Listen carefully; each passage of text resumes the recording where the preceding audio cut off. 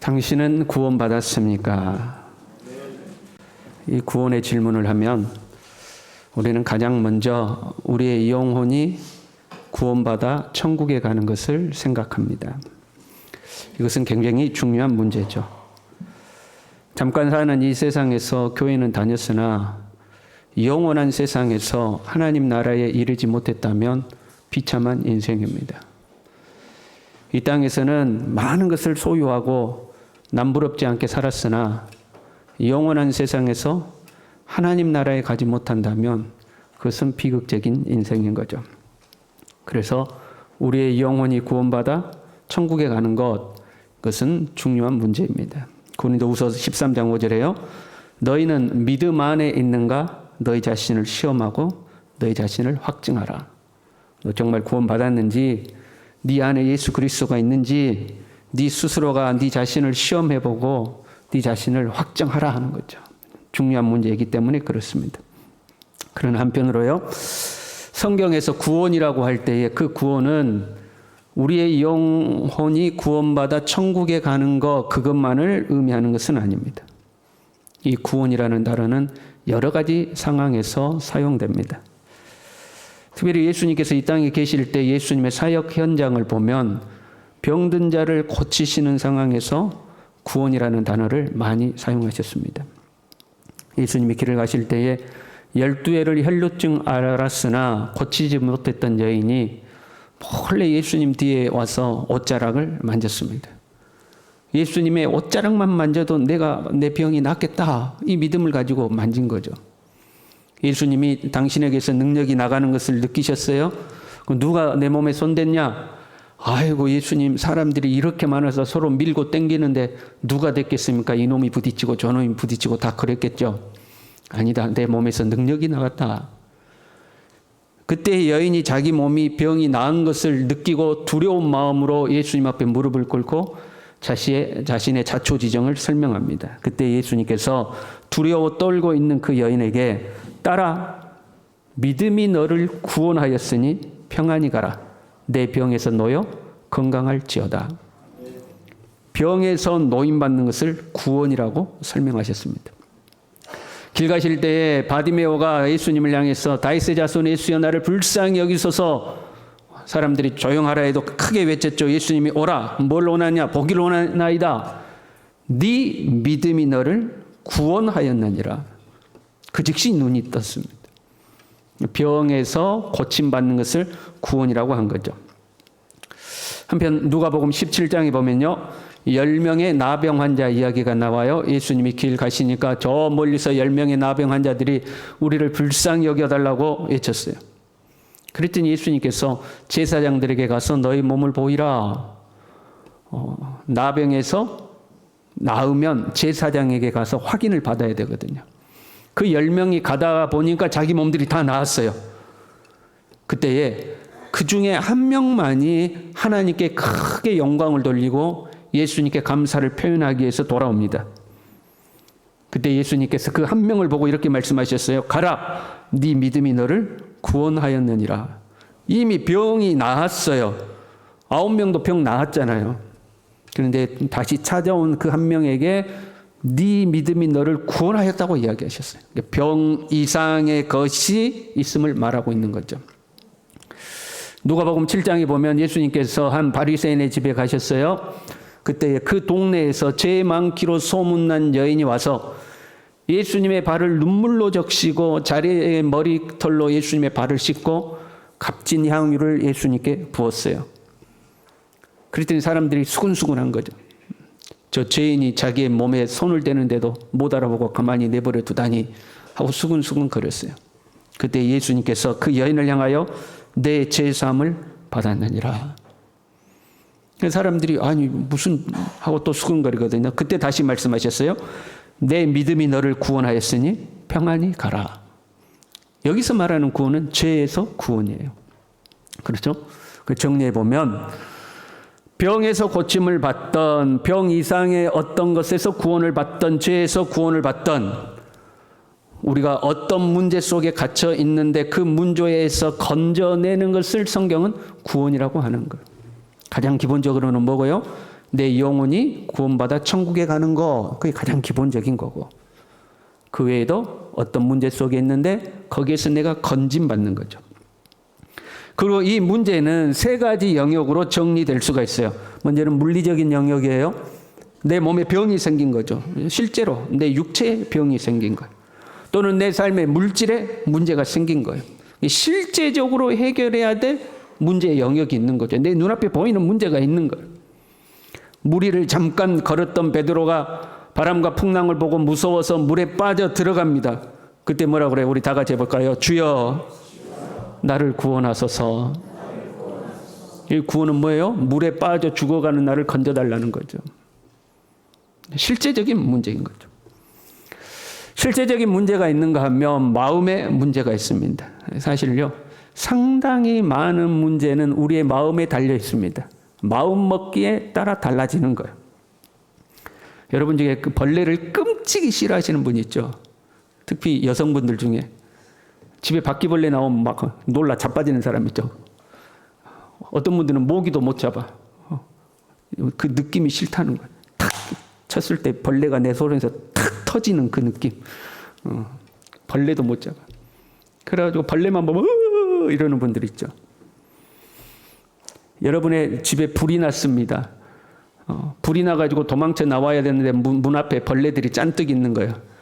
벌레를 짓밟고 나오시겠습니까? 무서워서 못 나오시겠습니까? 그 벌레가 무슨 문제겠습니까? 집에 불이 났으면. 마음 먹기에 따라 다르다 이 말이에요. 아무리 큰 문제 앞에서도 희망을 찾는 사람이 있어요. 그런데 정말 작은 문제 앞에서도 절망하는 사람이 있어요. 뭐의 차이예요? 마음의 차이예요. 마음의 차이죠. 똑같은 문제인데도 어떤 사람은 하나님께 영광을 돌려요. 하나님 이 문제가 변화해 복이 될 줄로 믿습니다. 영광을 돌려요. 어떤 사람은 똑같은 문제인데 아이고 내 인생아, 아이고 내 팔자야. 여러분 예수 믿는 사람에게는 팔자는 없어요. 근데도 아이고 내 팔자야, 아이고 이놈. 똑같은 문제예요. 그래서 말씀은 무릇 지킬 만한 것보다 무엇을 지켜라? 네 마음을 지켜라. 거기에서 생명의 근원이 있다.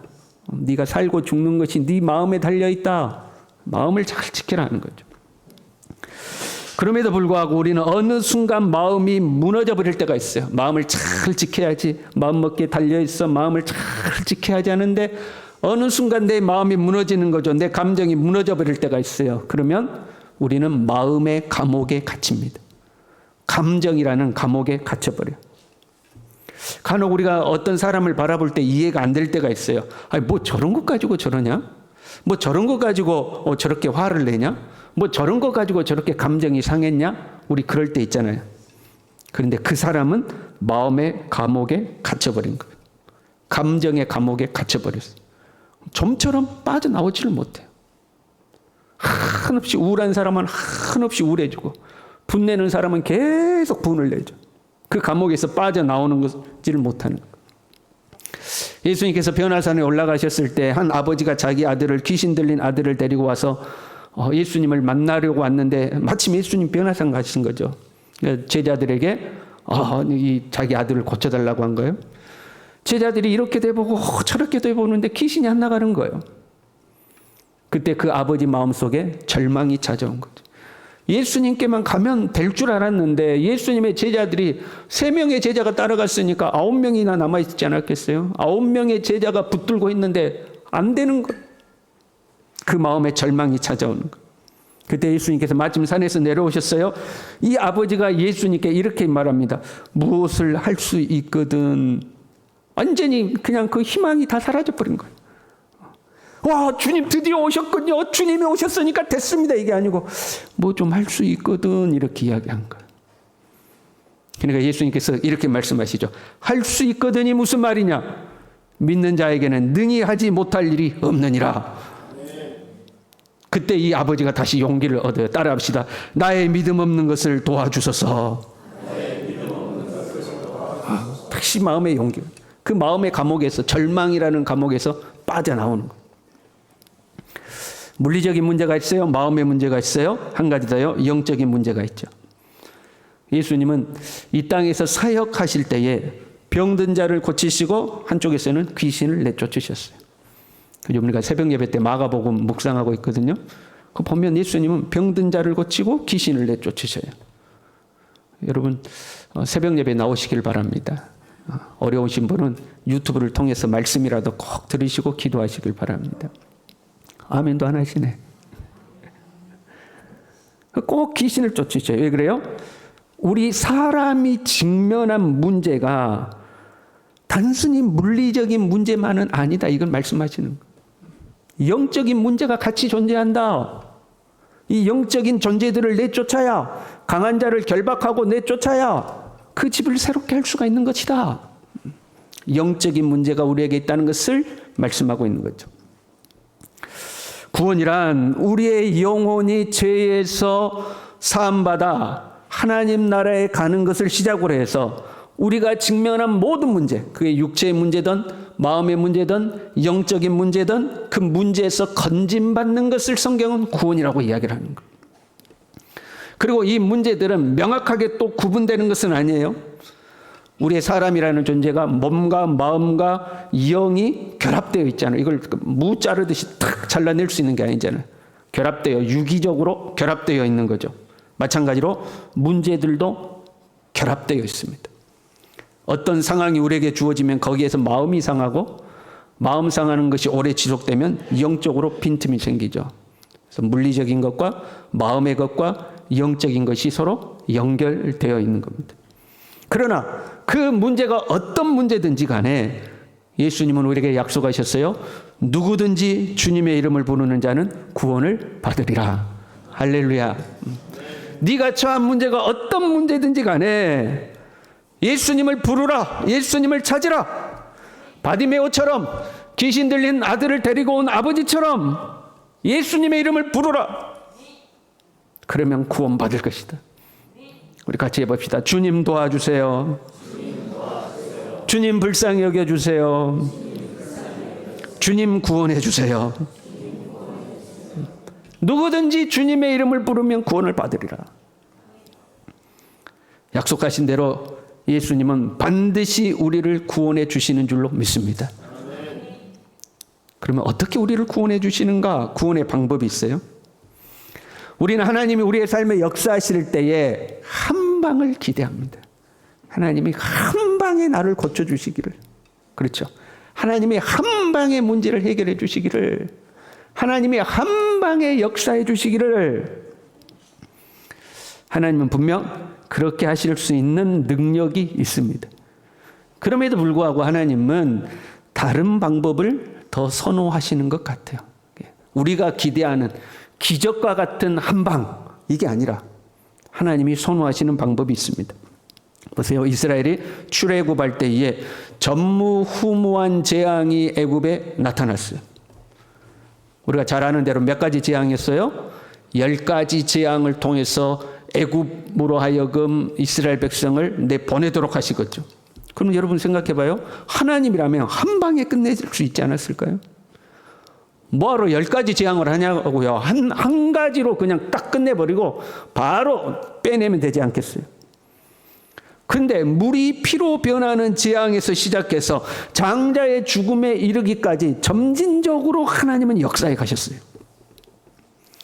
출애굽한 이스라엘 백성들이요, 애굽에서 나왔다, 이것은 오늘날 우리로 하면 죄에서부터 빠져나온 것을 말하는 겁니다. 사단의 나라에서 빠져나온 것을 말하는 거예요. 그리고 가나안을 향해 가는데 하나님은 홍해를 가르셨습니다. 하늘에서 만나를 내리셨습니다. 반석에서 물이 나오게 하셨습니다.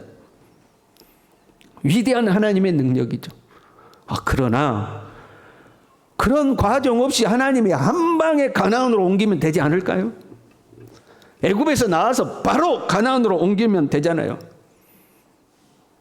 사람으로 할 수 없으나 하나님은 능히 하시는 분 아닙니까?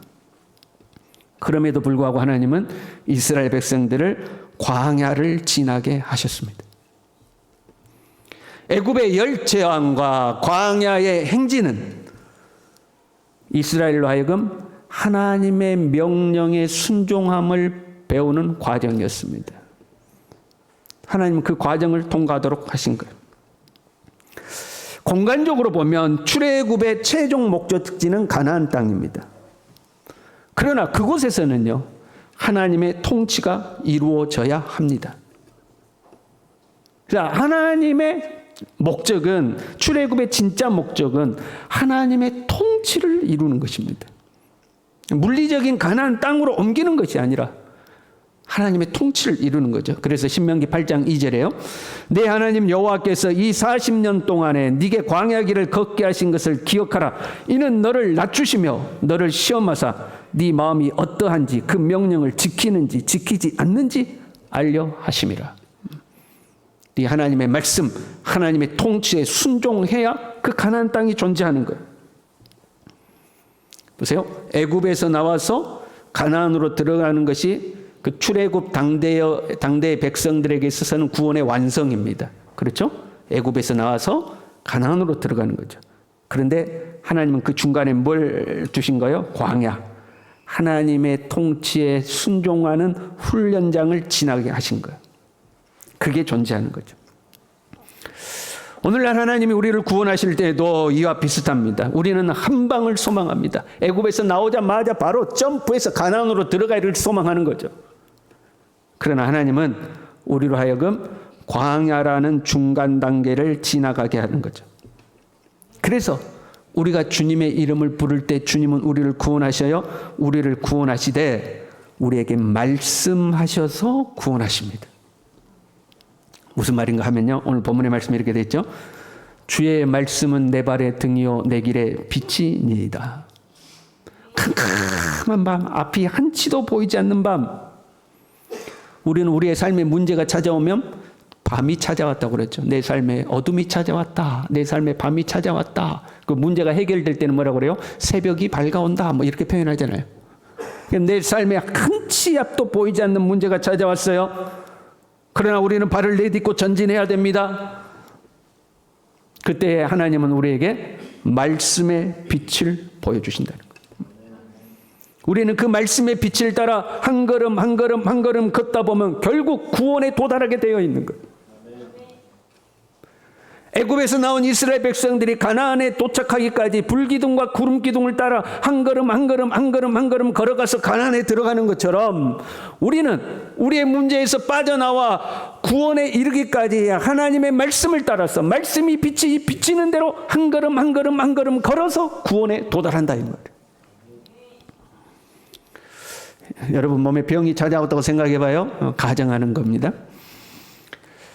병원에 갔더니 그 병원은 의사가 당장 수술해야 됩니다. 당장 당신 수술해야 됩니다. 수술 안 하면 죽습니다. 당장 수술해야 됩니다. 당장 수술하라는 거예요. 여러분 그럴 때는 어떻게 해야 돼요? 따라합시다. 딴 병원에 가봐야 한다. 여러분 그럴 때는 딴 병원 가봐야 돼요. 딴 병원에 갔어요. 그땐 그 의사는 아이고 이거 칼 대면 안 됩니다. 이거는 운동요법으로 치료를 하셔야 됩니다. 너무 상반된 거예요. 한쪽에서는 당장 수술해야 된다고 그러고 한쪽에서는 운동으로 고칠 수 있다고 그러는 거예요. 그럼 여러분 어떡할 거예요? 어떡할래요? 우리는 선택을 해야 됩니다. 누구 말을 들을 것이냐 선택해야 되잖아요. 우리의 삶에 문제가 생겼어요. 여러분 문제 생기면 어떡해요? 이 사람한테 가서 물어보는 거죠. 내가 일하고 이런지 어떻게 하면 좋겠냐? 이 사람에게 물어봤더니 이렇게 하라고. 그것은 이렇게 해야 돼 라고 이야기해요. 그럼 여러분 어떻게 해야 돼요? 따라합시다. 저 사람에게도 물어봐야 된다. 이 사람에게 물어봤으니까 저 사람에게 가서도 물어봐야 돼요. 저 사람한테 가서 물어본 거예요. 나 문제가 이런 문제가 생겼는데 어떻게 하면 좋겠냐? 그랬더니 저 사람은 저렇게 하라고 하는 거예요. 이 사람은 이렇게 해라. 저 사람은 저렇게 해라. 그럼 여러분 어떻게 해야 돼요? 어떻게 해야 돼요? 따라합시다. 주님께 물어봐야 한다. 그때 주님의 이름을 부르야 돼요. 그때 주님의 이름을 부르는 거예요. 이 사람은 이렇게 하라고 그럽니다. 저 사람은 저렇게 하라고 그럽니다. 그러면 우리는 주님을 부르는 거예요. 주님, 내가 어떻게 하기를 원하십니까? 그러면 주님은 우리에게 말씀이 생각나도록 하신다 하는 거예요. 그래서 우리는 선택하는 거예요. 이 사람 말을 들을 것인가, 저 사람 말을 들을 것인가, 아니면 주님의 말씀을 들을 것인가? 누구 말을 들을 것인가? 여러분, 어떤 의사 말 들을 거예요? 아까 처음에 제가 말씀드렸던 거, 수술해야 된다, 운동요법 해야 된다, 누구 말 들을 거예요? 이제 주위에 물어보겠죠. 이 병원 갔더니 수술해야 하라는데 어떻게 하면 좋겠냐 물어봤더니 어떤 사람은 그 의사 돌팔이. 내가 아는 사람도 거기서 병원에서 수술했는데 후유증 때문에 지금까지 안 나서 갖고 고생해. 또 물어봤더니 나 그 의사한테 수술하고 아주 좋아졌어. 또 저쪽도 물어봐야 되지 않겠어요? 그 의사는 운동하면 된다는 어떻게? 아이고 운동한다고 해갖고 낫는다고 그랬다가 3개월 만에 죽어버렸대야. 뭐 이제 다 들을 거 아니에요? 그래 결국 누구 의사한테 갈 거예요? 내가 주변 사람들 다 물어보고 경험담도 다 들어보고 최종적으로 신뢰할 만한 의사. 이 사람은 우리 한국의 제일 좋은 병원에서 공부하고 뭐 하고 했고, 이 사람은 어디 돌팔이 같은 어디 대학 나온지도 모르는 그런 데서 했고, 그럼 누구한테 가는 거예요? 그래도 최고 실력 있는 사람한테 가는 거 아니에요? 가장 신뢰할 만한 의사한테 가는 거 아니겠어요? 우리 주님은 신뢰할 만한 분이십니다. 우리 주님의 능력은 무한하십니다. 우리는 이 주님을 믿는 거예요. 그렇다면 우리는 주님의 말씀을 선택하는 거예요. 주님의 말씀을 선택해서 가는 거예요. 본문 106절에요. 주의 의로운 규례들을 지키기로 맹세하고 굳게 정하였나이다. 나는 주님의 말씀대로 살겠습니다. 맹세하고 마음을 정했다는 것. 이 사람도 아니요 저 사람도 아니요 주님 말씀대로 살겠습니다. 107절에요. 나의 고난이 매우 심하오니. 109절에요. 나의 생명이 항상 위기에 있사오나. 110절에요. 악인들이 나를 해하려고 올무를 놓았사오나. 상황이 안 좋아요. 목숨이 왔다 갔다 해요. 고난이 매우 심해요. 그럼에도 불구하고 나는 주의 법을 잊지 아니하고 나는 주의 법도들에서 떠나지 아니하고 영원히 주의 율례들을 행하겠나이다. 뚜벅뚜벅 주의 말씀을 붙들고 주의 말씀의 빛이 비추는 대로 주님이 나를 통치하심을 믿고 말씀대로 뚜벅뚜벅 가겠다는 거예요. 그러면 그 끝에 구원이 기다리고 있는 겁니다. 요한복음 9장에 보면요, 나면서부터 맹인된 사람이 있었어요. 태어나면서부터 앞을 보지 못한 거예요. 예수님께서 침을 뱉어가지고 진흙을 이기셨어요. 그리고 그 사람의 눈에 발라주셨어요. 참 재밌죠? 어떤 사람은 네 믿음이 너를 구원하였다 해서 그 즉시 눈이 떴어요. 근데 이 사람에게는 진흙을 이겨가지고 눈에 바르신 거예요. 그리고 실로암 못에 가서 씻으라 말씀하셨어요. 앞을 보지 못한 사람이 실로암이라는 못을 찾아갑니다. 그날은 마침 안식일이었습니다. 나중에 문제가 돼요. 안식일 날 병 고쳤다고. 사람들이 야 안식일인데 어딜 가? 멀리 가면 안 돼. 말리는 사람이 있지 않았겠어요? 그 가서 씻는다고 별일 있겠냐? 부정적인 의견을 말하는 사람도 있지 않겠어요? 그런데 이 사람은 뭘 붙잡고 가는 거예요? 실로암 못에 가서 씻으라는 주님의 말씀 붙들고 뚜벅뚜벅 가는 거예요. 장애물이 있어도 말씀 붙들고 가는 거예요. 그리고 실제로 그 못에 가서 눈을 씻었더니 구원이 이루어진 줄로 믿습니다. 거기에 구원이 있는 거예요. 아람의 군대 장관 나하만이 나병에 걸렸어요. 이스라엘에 가면 위대한 선지자가 있어서 그 선지자가 기도하고 안수하면 병이 낫는다더라 해서 바리바리 선물 싸가지고 적국인 이스라엘까지 왔어요. 그리고 드디어 선지자를 찾아갔어요. 선지자가 문 밖에도 안 나와보는 거예요. 그리고 하는 말이 저 요단강에 가서 몸을 7번 씻으라. 그리하면 나으리라. 사람이 열이 확 나버렸어요. 내가 지금은 수백 킬로를 걸어가지고 당신 만나러 왔는데 나한테 나와보지도 않고, 그 다음에 이렇게 이야기해요. 내 생각에는, 누구 생각에는? 내 생각에는 그가 내게로 와서 하나님 여호와의 이름을 부르고 그의 손을 그 부위에 흔들어 나병을 고칠까 하였도다. 그 기대를 하고 온 거예요. 먼 길을 오면서 내가 선지자를 만나면 선지자가 나를 보고 만군의 여호와 하나님의 이름을 부른 다음에 내 아픈 부에 손을 얹고 안수하여 기도할 때 내 병이 나을 것이다. 한 방에 나을 것이다. 누구 생각에는? 내 생각에는 그 생각 가지고 왔다는 거예요. 그런데 자기의 생각과 다르게 이야기한 거예요. 요단강에 가서 몸을 7번 씻으라 한 거예요. 그러니까 화가 뻑 났어요. 자기 생각하고 안 맞다고. 에이, 내가 더러워서 집에 가자. 그러니까 종들이 주인이시여 다른 것도 아니고 씻어서 깨끗하게 달하는데 뭐 그런 것 갖고 그러십니까? 가서 씻읍시다 해서 요단강에 가서 씻는 거예요. 한 번 담궈 문제가 해결되잖아요. 2번, 3번, 4번, 5번, 6번 해결되잖아요. 그런데 뭘 의지해서 계속 몸을 담그는 거예요? 7번 씻으라는 선지자의 말씀을 의지해서 계속 하는 거예요. 그리고 7번을 담그고 나니 그 몸이 어린아이의 살같이 회복된 줄로 믿습니다. 구원이 이루어진 거예요. 주님은 우리를 구원하셔요. 모든 문제에서 구원하셔요. 근데 그 구원의 방법이 우리에게 말씀하시는 거예요. 그리고 우리가 그 말씀에 순종할 때에 구원이 이루어지는 거예요. 문제를 만났습니까? 주님의 이름을 부르시길 바랍니다. 우리 같이 합시다. 주님 도와주세요. 이 주님의 이름을 부르는 것은 주문이 아니라고 그랬어요. 주님의 이름을 부르면서 우리의 시선을 주님께로 고정시키는 겁니다. 주님의 통치를 받아들이는 겁니다. 주님이 말씀하시는 대로 순종하겠다고 내 마음을 다시 재정리하는 겁니다. 주님의 이름을 부르면서. 그러면 주님은 우리에게 말씀의 빛을 비춰주십니다. 내 마음에 주님의 말씀의 빛이 비춰오는 것. 그리고 우리는 그 말씀 따라 한 걸음 가는 거예요. 말씀 붙들고 가는 거예요. 그 끝에 구원이 기다리고 있는 줄로 믿습니다. 우리 함께 찬양하겠습니다.